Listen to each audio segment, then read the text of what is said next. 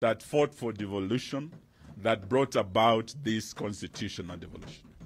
There are those who oppose that are there, and they do not have the interest of devolution at heart.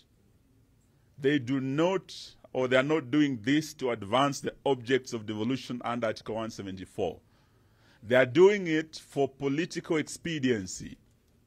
When you look at the 47 counties and the results, our candidate Raila Odinga won the majority counties. Over 24 counties went blue. William Ruto won, I think, were they 21 or so? But he's trying to see how to create additional counties for 2027 purposes. And the three, I'm sure he is, of course, persuading the minority communities that he will protect them. And if we make that mistake, we would have opened the Pandora's box when we create ethnic-based counties. Where will you stop? Because beyond those communities, there will be now a demand by clans, there will be a demand by many of the marginalized. It cannot be good for our national cohesion. Please apply your minds to that. And if he's saying already they are unable to actually pay the 47 counties that are here, they have been unable. From October, counties have not received their money. Gachagua is saying they have no money to give the 47 counties. Ati hata wakimchapa matako yake hakuna pesa itatoka. Yes, so I'm told there's a likely impeachment.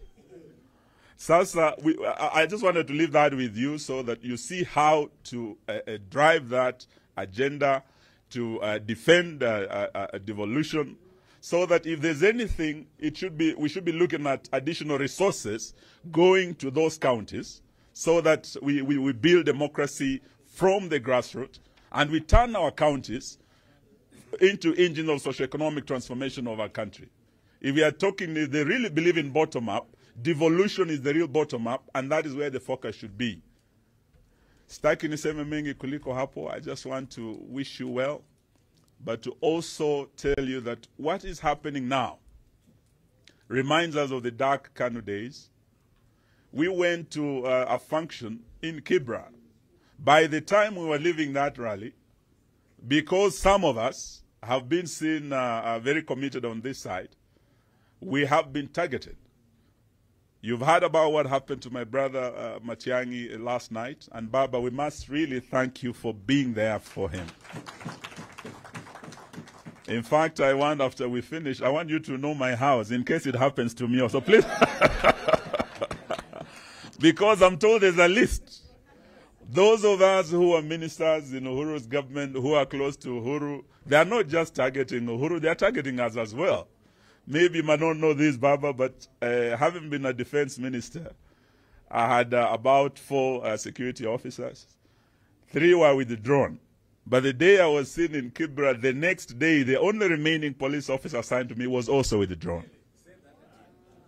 As we speak, there is the attempt to intimidate. You are the voices of the people. If you don't speak out, the dark days are upon us. In fact, what we are seeing is like those of you who are students of European history are like the days of the reign of terror by the Jacobins. So what we have in Kenya today, if you don't come out to fight this illegitimate regime, the reign of terror by the Kenya Kwanza Jacobins is upon us. Please, fight for the people. Asanteni na Mungu awabariki. May I now have the pleasure of inviting the People's President, Jacomo mwenyewe aongee na sisi.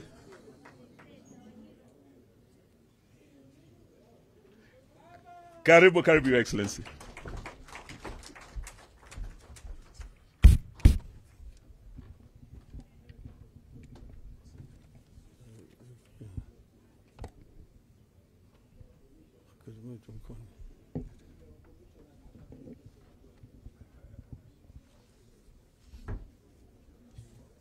Thank you. You may be seated.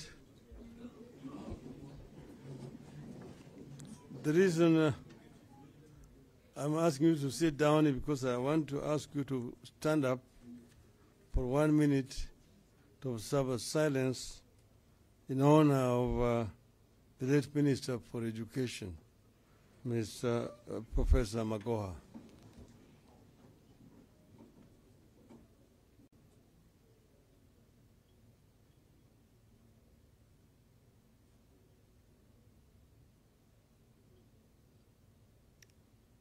Thank you. Thank you.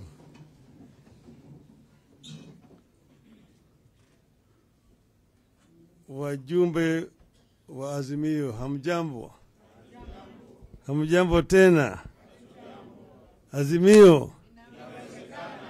Azimio? Azimio? Asanteni sana. I am very delighted to have opportunity to talk to our members of parliament at this moment in time. Now, I have some notes which I put together that I want to refer to first, and then after that I'm going to talk to you from my heart. But I was saying here that we meet at a strange time in the country. It's also a trying time. At the start of this regime, we did not only warn about its illegitimacy, we also warned that there's real risk of the country going back to the old order. The old gains we have made over the years completely rolled back. It has come too soon. Kenya is clearly on the path to the past.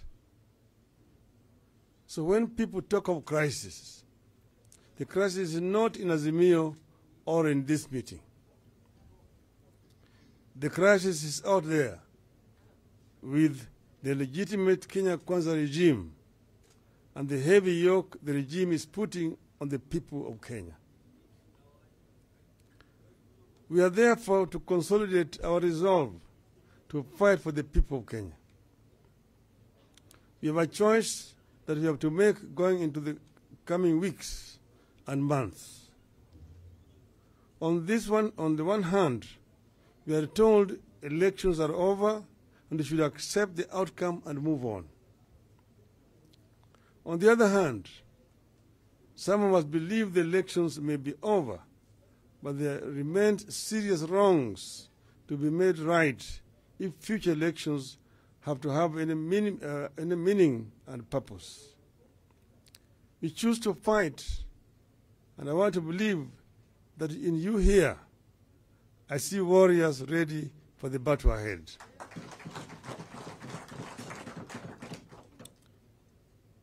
There are many freedoms we have to fight for on behalf of Kenyans.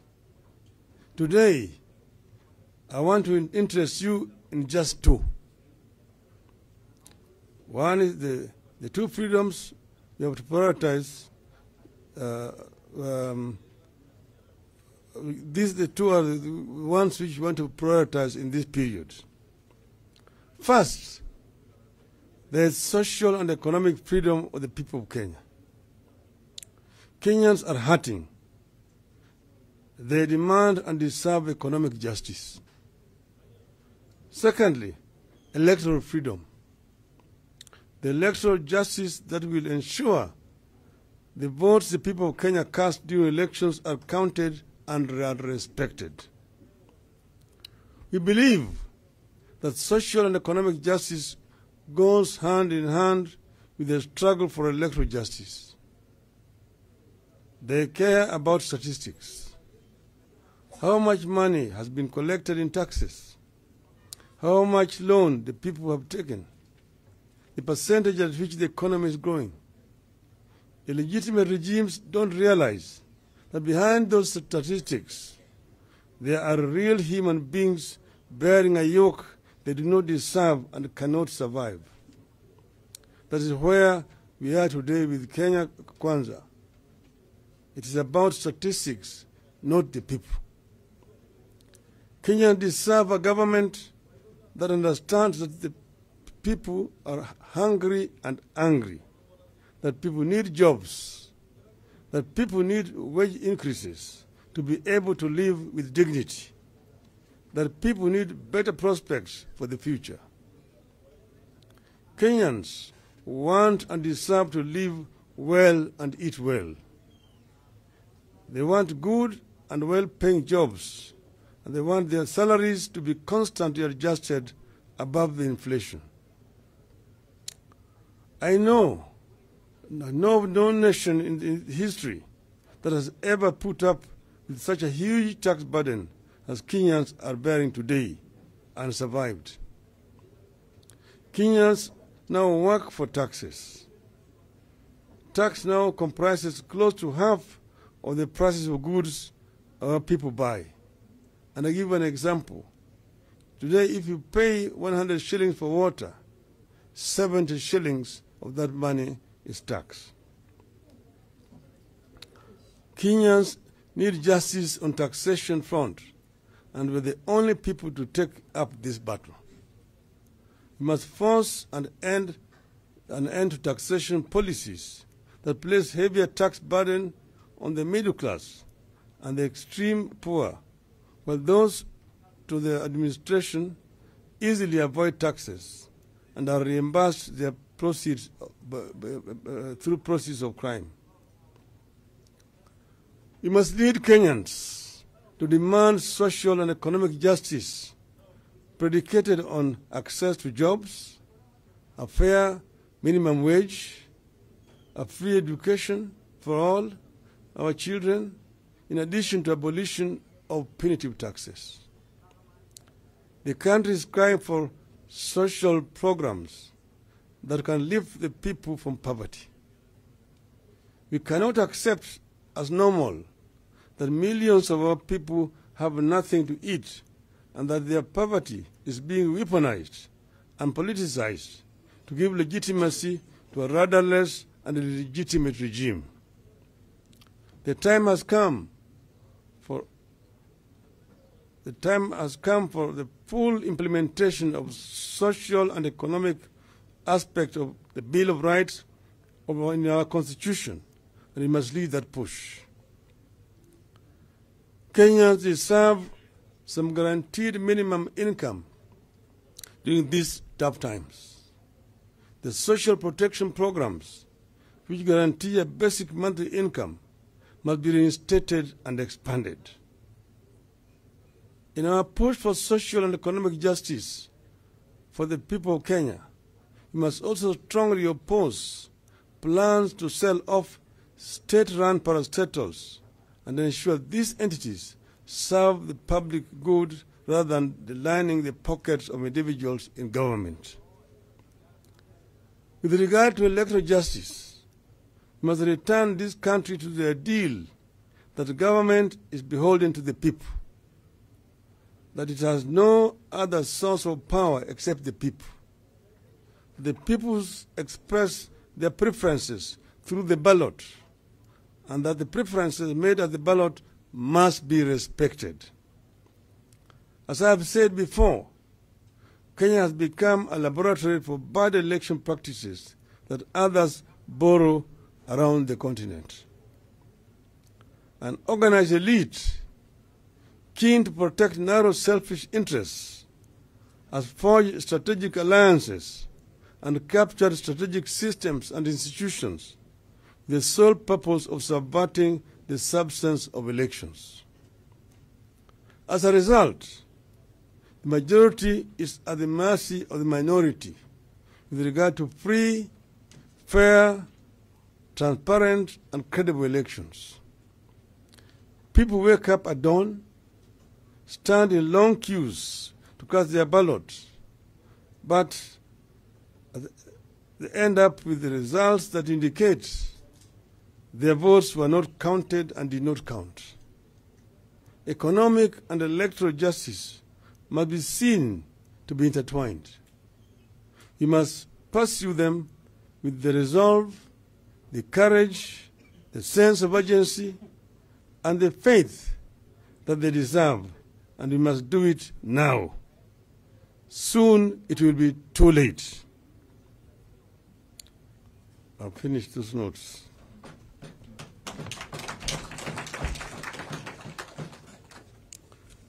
Then now, I want to now add a few points. First of all, what Professor Adam Solo mentioned to you people, and also what my other three brothers here have talked about. One, I want to begin to tell you here that nobody has asked for, and there will be no handshake. They've kept on talking wherever they go, oh, these people are doing this because they want to be called for handshake and so on. We have not asked anybody for handshake, and we don't want any handshake. What we are talking about is we are doing this in the interest of this country. In the last elections, we negotiated with Honorable Uhuru Kenyatta, and what we agreed on was put in a memorandum of understanding, which we made public on the day of the handshake. And that is what informed the decision to set up a task force which came up with the BBI. That was the basis of the handshake. We then, as the opposition, never had any position in government. We did not even appoint a CS, not even a minister. So there's been a propaganda which has been spread by this team of Kenya Kwisha that we were responsible for the problems within Jubilee government. We never had a say in the Jubilee government. We never had anybody appointed even as a head of parastatal in the Jubilee government. Not even a permanent secretary in the Jubilee government. We have never had. They are the ones who are in government, the ones who are living there, earning a salary, having protection of security and so on, and yet they come out to the government and saying that the government had failed. If it failed, they were part and parcel of that failure, not us. Now, those who have spoken before have given you historical background to political development in our country from independence to where we are. We had a multi-party system at independence.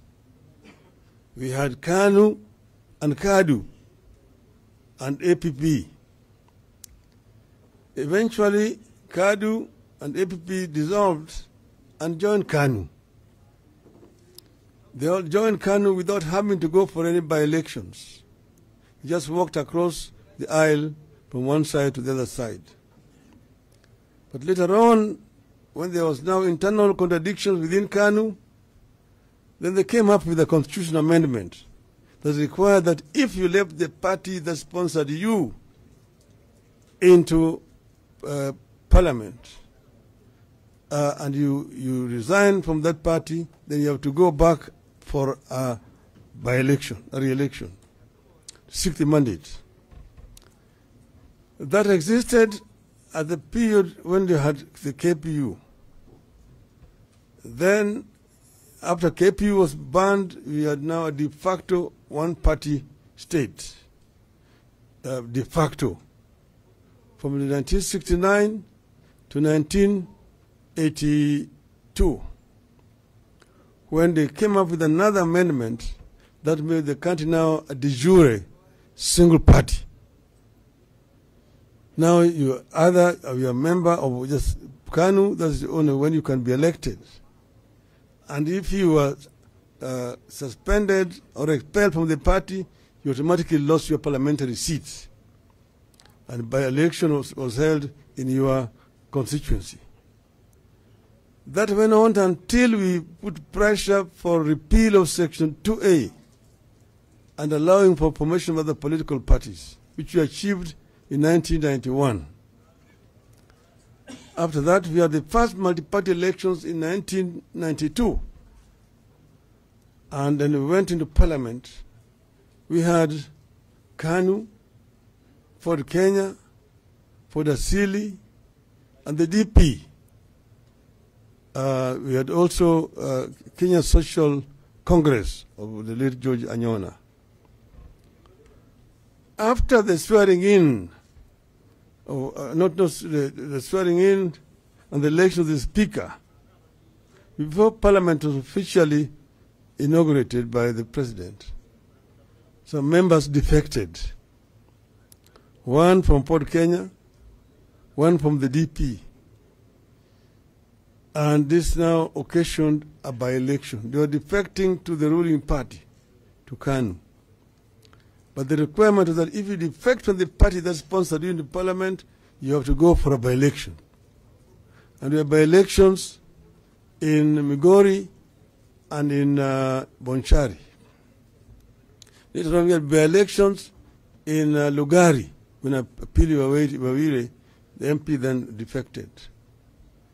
There was also a by-election in Hamisi, when the Member of Parliament, Mr. Haniri, defected. Later on we had by-elections in Ikolomani, in Lurambi, in Shinyalu, when members there defected. We had also by-elections in Diwa and Nyatiki constituency. Each time a member of Parliament left the party that sponsored them to Parliament, they had to resign and go and seek fresh mandate. That was the rule. I myself resigned from the party that had sponsored me into elections, Ford Kenya, when we disagreed irreparably with the leadership. I resigned and went and sought a fresh mandate from the people of Langat, and I was re-elected.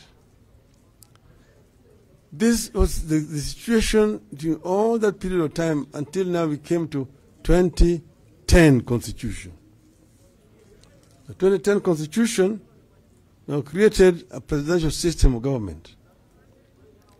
But all the same, it says clearly that Kenya is a multi-party democracy.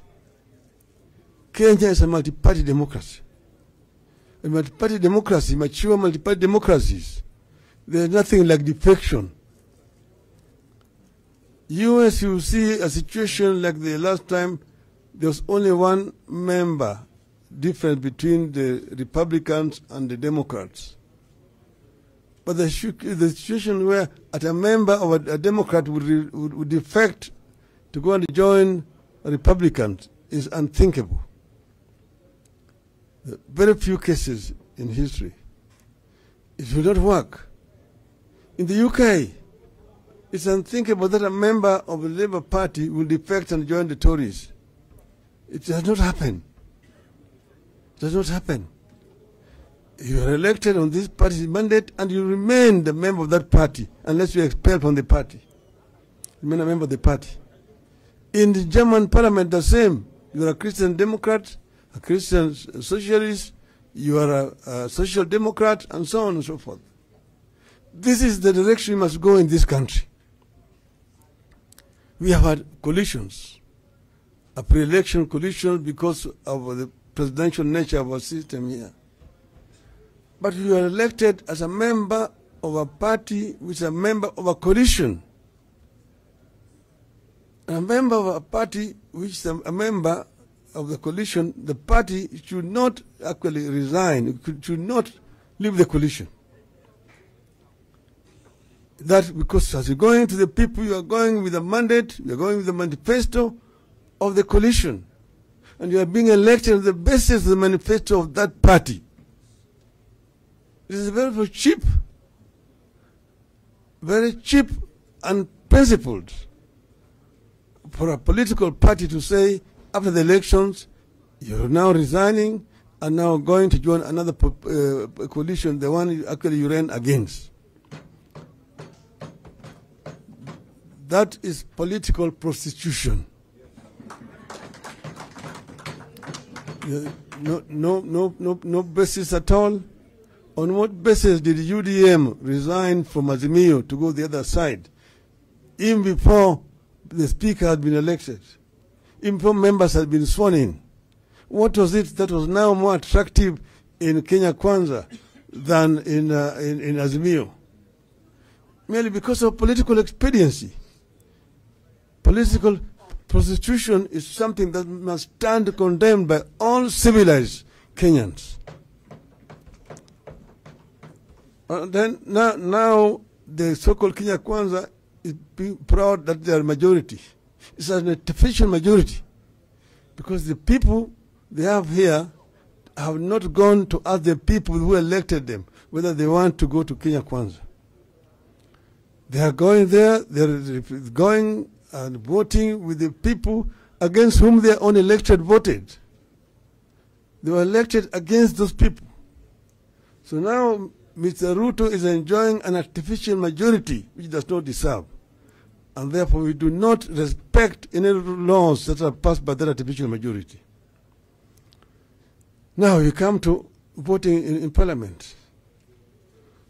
You see what Kenya Kwanza is trying to do is to abuse the so-called artificial majority to change laws of the country, very fundamental laws.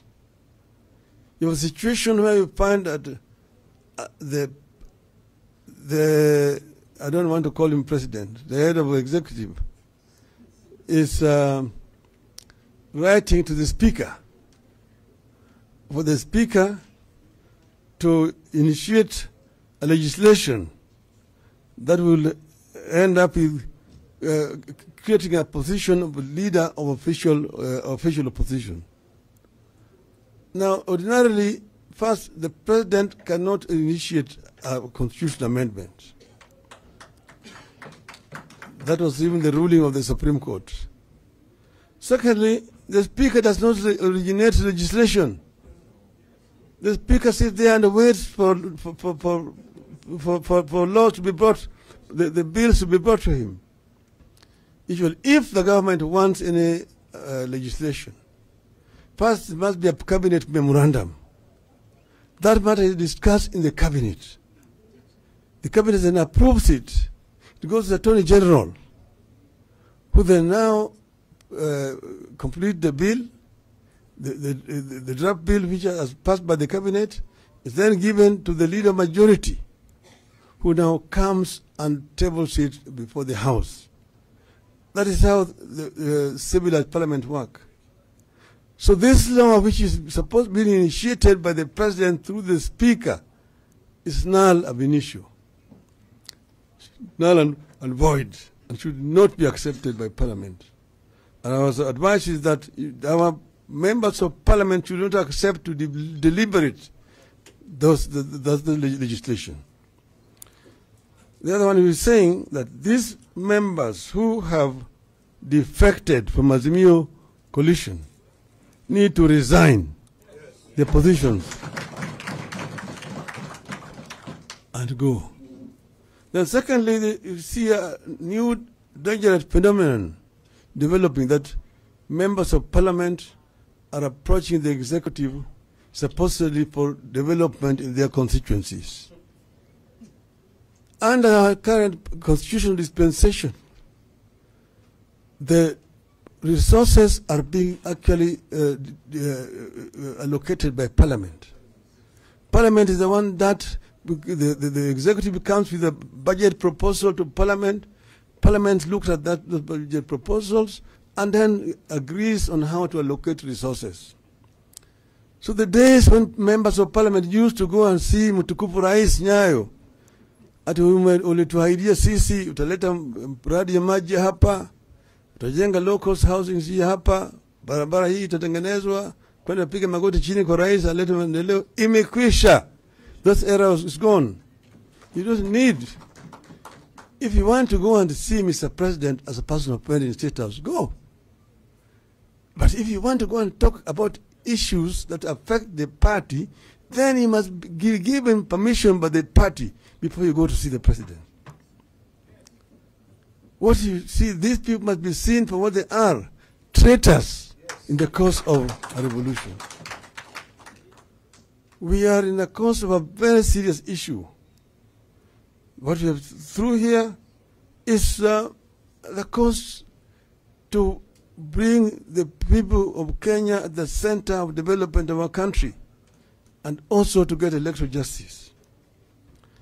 They have said These people are not fair losers.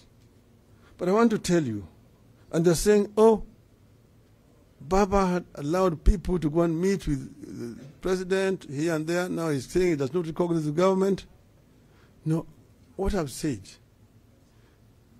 I never said that I was recognizing the government even at that time. But that was a time also before the whistleblower came out with a glaring evidence, which we also had ourselves. That evidence was available to us. But the whistleblower came out as an insider and came out with irrefutable evidence of the rigging of the elections. That information which is there, I want to invite you to know, is information that is verifiable. We had ourselves also hired an expert from outside the country. You will remember we were in the Supreme Court. And the Supreme Court, our lawyers demanded that we be allowed access to the server so that we can be able to get authentic information. The Supreme Court said they agreed, but the conclusion of one of the judges who was in charge of the ICT, the registrar did not allow our people access to the server. Our experts were there. A letter came from the company that was offering providing the services, Smartmatics, saying that they cannot allow access to the server because that would infringe on their proprietary rights. Here is a company hired by the government, paid to provide the technical services for the country. And there's a dispute over the results. And one of the parties to the dispute is asking to be allowed access to the server, because that is where the information went. And the company is refusing to allow us access to the server. And then later on, the same Supreme Court comes out and saying, we do not have a case. Now, I think it is important for me to point out to the members here, the structure that was in place on the 9th of August when Kenyan people went to vote. That structure is you had what you call the Kim system. The voters were being identified biometrically. And after they've been identified, they're being given ballot papers to go and cast. At the end of the day, these ballot papers were being counted. And after they've been counted, then the presiding officer at the polling station would enter them in a form they call Form 34A. That 34A will be completed. Then the presiding officer would sign. And then the agent would countersign.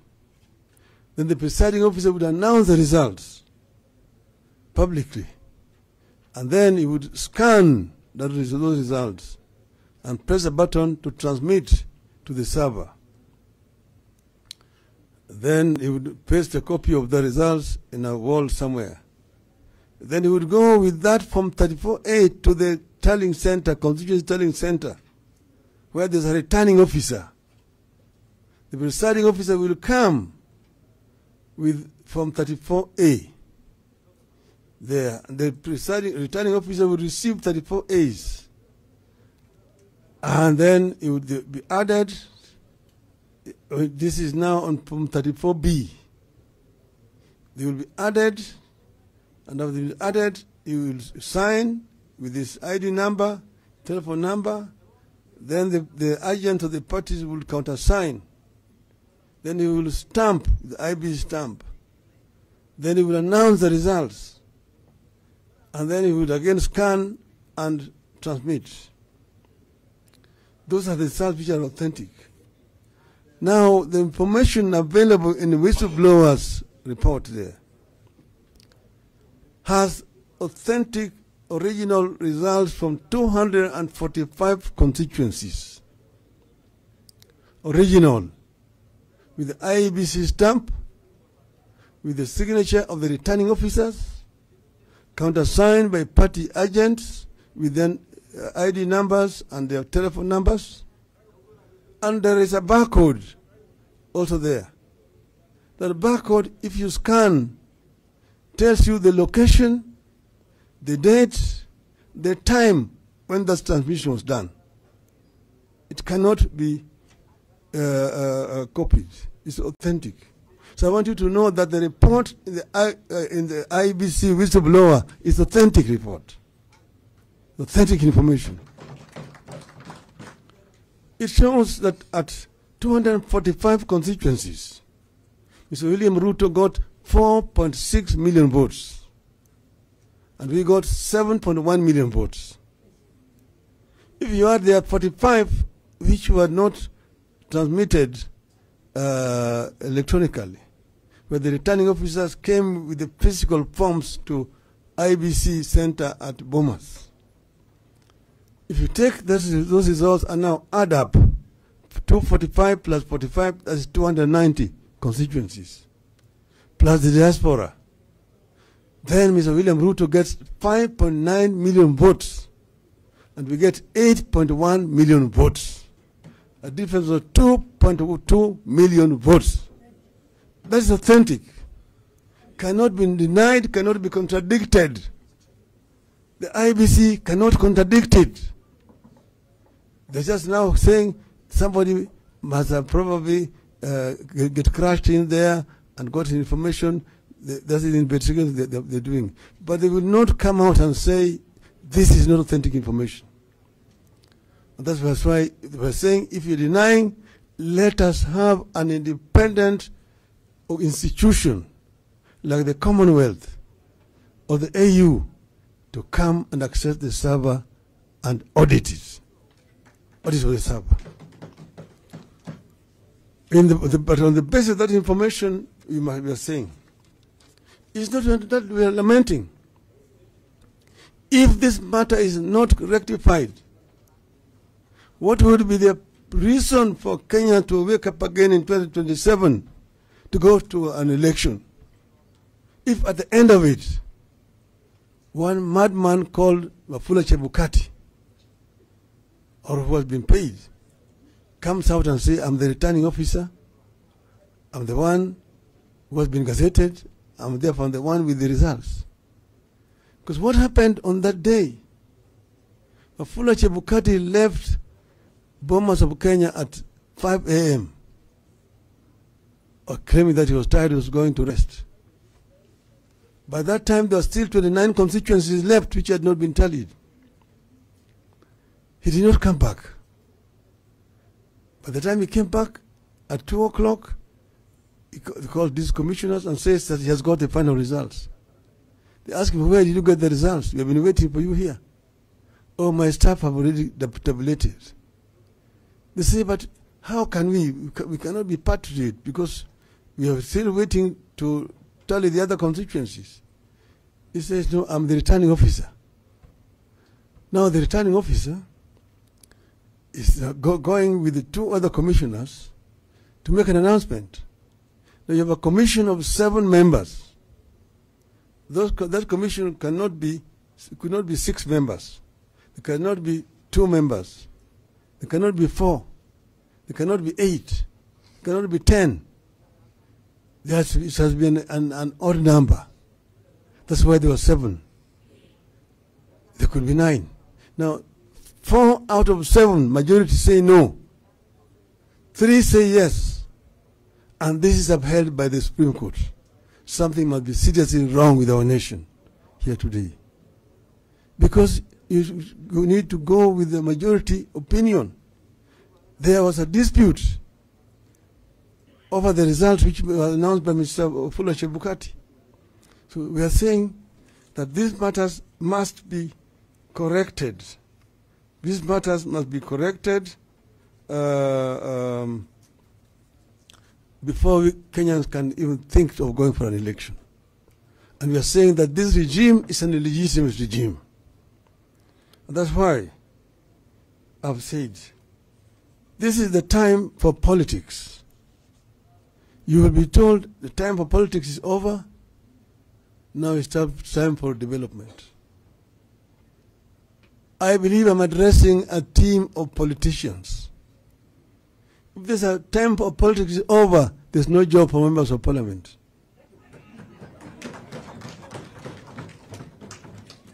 Because that's what you're doing, that's what you're paid for.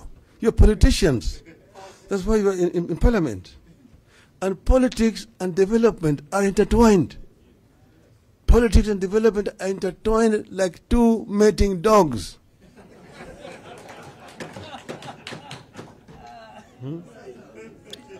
Someshikana.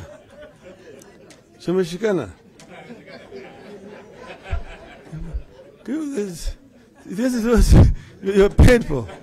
You're paid to politics. You're paid to politics. You cannot. If the time for politics is over, then they close parliament and let the bureaucrats continue doing the development. The work of politicians is to politic, and politics is development. And that's why there's no need for politicians to go and beg the executive for development. That is the right of the people of Kenya. People of Kenya pay taxes. They pay taxes, and that's why it should not be like as if it is a generosity of the president that you're going to get roads. That because of the president is considerate, you're going to get water. You're going to get health centers. You're going to get affordable housing scheme. That is why you go to national government with a clear mandate, and you also have county government with a clear mandate. And our party, our movement must be seen to be defending devolution. Devolution is an outcome of a very lengthy process, and there are very many people who opposed devolution. They didn't want it. So we must insist. These people had said that we are going to go to 35%. Now they're not even able to give 15%. So Parliament, both Senate and the National Assembly, must stand up and defend the county government. They say they're wanting 480 billion. That is what the minimum 425 billion. That must be given because that is what has also been approved by the commission. So therefore, want to finish by saying we are having barazas with the people, consultative barazas, people's barazas, which will help us to actually articulate the views of the people.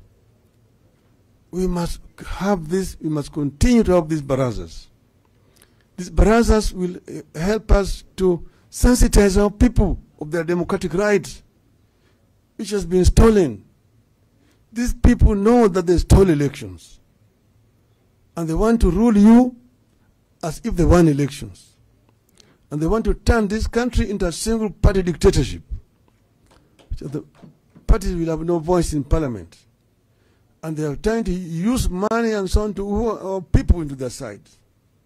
So let's go to the people, the power to the people. So we are going to have these consultative meetings, and they're not going to last very long, but we must have them. Tomorrow we are going to be in Mavoko Declaration. On Sunday we are going to be in Busia. On Monday we will be in Kisii. Then on Friday or Saturday, we are going to be in Narok, that we've already agreed with Olekina there. So these are Azimio barazas, consultation with the people of Kenya. And I invite all our members who are available to come there and show the face of Azimio. Azimio must bring the change that this country very badly requires. This is the mission. This is the responsibility of our people. And this is what I am actually delivering back to you people.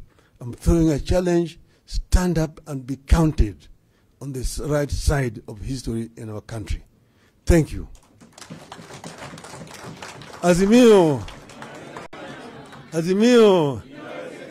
Azimio. Azimio.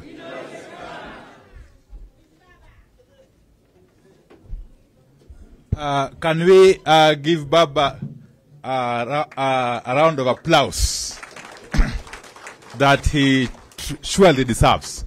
Let's just be seated for a few minutes. Just 1 minute. Kidogo tu, Honorable Manjela. Just 1 second. Some housekeeping issues. We are doing well so far. And as you know, we are here until tomorrow. Okay? But we don't intend to have this program running into the night. We shall finish it before the nightfall, definitely. Then we proceed for a cocktail dinner.